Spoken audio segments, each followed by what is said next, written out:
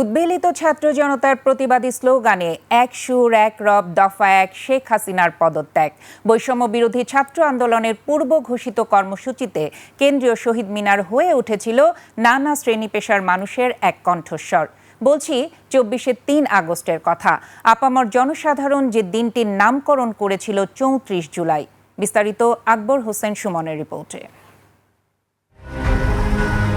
কোটা সংস্কার আন্দোলন তখন অনেক রক্ত পেরিয়ে মেঘে মেঘে গড়িয়েছে এক দফায়। কেন্দ্রীয় শহীদ মিনারে জড়ো হওয়া মানুষের কাছে ছুঁড়ে দেওয়া ৯ দফা প্রতিধ্বনি হয়ে ফিরে আসে দফা এক দাবি এক সরকারের পদত্যাগ।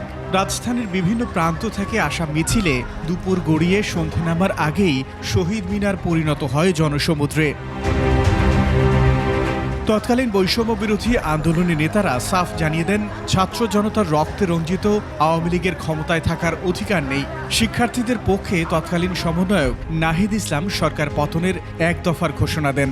শেখ হাসিনার যদি পতন হয়, সেক্ষেত্রে আসলে আমাদের পরবর্তী সরকারের ফর্মটা কি হবে।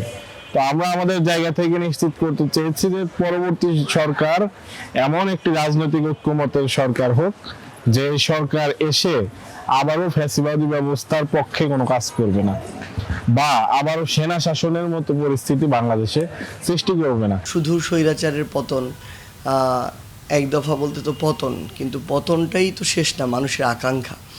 মানুষ চায় যেটা পতন হওয়ার পরে আবার যদি ওইটা ফিরে আসে তাহলে তো হইল না, তাহলে আবার ওইটা আসতে হবে যেটা নতুন, যেটা কাঙ্ক্ষিত, যেটা আমরা প্রত্যাশা করি। এই জন্যই তখন আসলো যে স্বৈরাচারের পতন ও নতুন বন্দোবস্ত। শিক্ষার্থীদের দাবির সঙ্গে একাত্মতা প্রকাশ করে ৩রা জুলাই মাঠে এসে সুর মেলায় সর্বস্তরের মানুষ।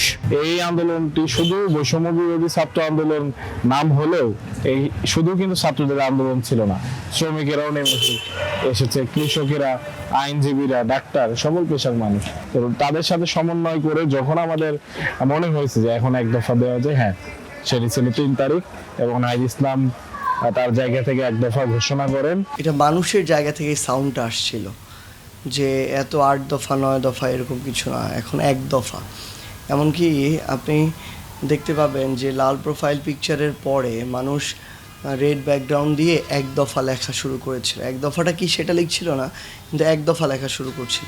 বিক্ষুব্ধ জনতার দ্রোহ যাত্রা পরিণত হয় গণমিছিলে, যার পরিণতি ৫ আগস্ট সরকার পতন।